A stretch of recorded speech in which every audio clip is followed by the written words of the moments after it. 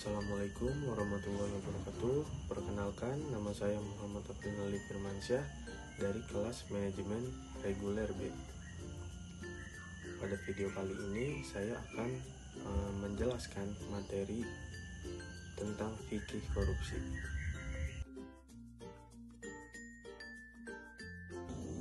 Yang pertama-tama kita harus mengetahui apa itu korupsi terlebih dahulu.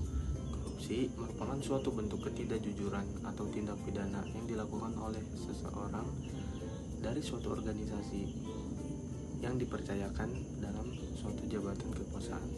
Sedangkan dalam pandangan konsep Islam, korupsi merupakan perbuatan kriminal. Mengapa disebut perbuatan kriminal? Karena itu bertentangan dengan moral dan etika keagamaan. Perilaku korupsi tersebut dapat memupuskan pahala. Dalam ajaran Islam, korupsi jelas dilarang dan termasuk salah satu perbuatan yang merugikan. Islam mengajarkan bahwa penindasan, kesewenang-wenangan, dan yang lainnya merupakan sikap hidup yang dapat menyakiti manusia lain.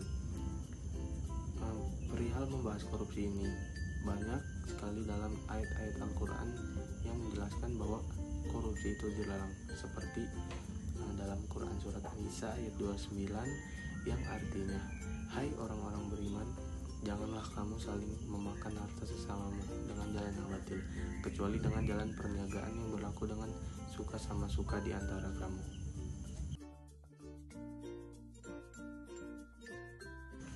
Yang kedua itu ada sebab-sebab dari korupsi itu sendiri. Nah, pada pembahasan yang kedua ini, faktor penyebab dari korupsi tersebut adalah yang pertama ada keserakahan, kesempatan, kebutuhan yang dimiliki oleh seseorang, serta pengungkapan. Keserakahan ini berpotensi dimiliki setiap orang dan berkaitan dengan pelaku korupsi. Sifat rakus atau tamak yang dimiliki oleh manusia.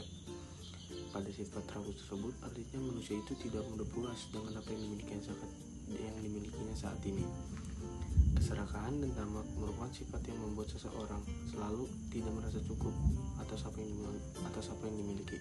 Jadi manusia ini selalu merasa tidak cukup dan ia akan melaksanakan sebuah perbuatan yang disebut korupsi yang sangat merugikan orang-orang sekitarnya.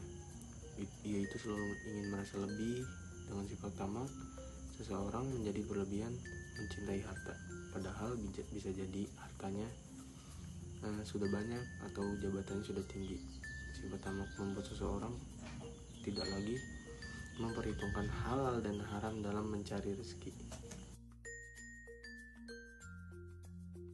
Selanjutnya ada bentuk-bentuk korupsi. Bentuk-bentuk korupsi itu sendiri seperti suap menyuap, merugikan keuangan negara, pemerasan, dan masih banyak lainnya. Pada negeri kita ini memang banyak sekali terjadi korupsi yang dilakukan oleh para pejabat atau pemerintah yang kurang merasa puas dengan atas apa yang dimilikinya. Saya akan menunjukkan beberapa bentuk-bentuk korupsi yang pernah terjadi. Nah, itulah beberapa contoh yang sudah saya berikan dari bentuk-bentuk korupsi yang pernah terjadi. Kita dapat simpulkan bahwa kita sebagai manusia harus merasa cukup. Kita tidak boleh merasa kurang sehingga kita akan memiliki sifat serakah yang akan mengganggu pola pikir kita untuk kedepannya.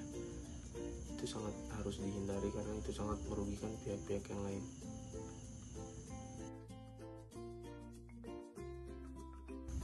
Selanjutnya ada dampak-dampak dari korupsi itu sendiri. Nah, tindakan korupsi ini merupakan suatu tindakan yang sangat merugikan bagi suatu negara. Kenapa? Karena korupsi dapat mengakibatkan melambatnya pertumbuhan ekonomi suatu negara, seperti menurunnya investasi, meningkatkan kemiskinan, serta meningkatkannya ketimpangan pendapatan. Korupsi ini dapat menurunkan tingkat kebahagiaan masyarakat di suatu negara. Nah, dari sisi ekonomi itu dampaknya sangat bisa dibilang sangat lesu, karena pertumbuhan ekonomi dan investasi dapat menurunkan produktivitas serta rendahnya kualitas barang dan jasa publik, menurunnya pendapatan negara dari sektor pajak, serta bisa juga meningkatkan hutang pemerintah. Jadi korupsi ini memang sangat berbahaya bagi suatu negara, yang memang harus sangat dihindari dan segera harus ditindak pidana dengan secepat mungkin agar para pelaku korupsi tersebut memiliki rasa jera dan tidak melakukan untuk kedua kalinya. Yang terakhir ada strategi mencegah atau memberantas korupsi dalam perspektif Islam. Nah, strategi pencegahan yang pertama ada pada pendidikan. Dalam pendidikan agama Islam, yaitu kurikulum harus mengaitkan seluruh mata pelajaran pada nilai-nilai anti korupsi, seperti guru ataupun dosen itu mampu meneladani kepada siswa atau mahasiswanya, memberikan informasi tentang bahayanya apa itu korupsi, serta membiasakan siswa untuk anti korupsi. Itu akan sangat membantu untuk masa depan serta cara pola berpikir para mahasiswa maupun siswa. Selanjutnya, dalam perspektif budaya hukum, korupsi ini menunjukkan perilaku yang bertentangan dengan nilai-nilai dan norma baik, itu dari kejujuran, sosial, agama, ataupun hukum. Korupsi itu sendiri digolongkan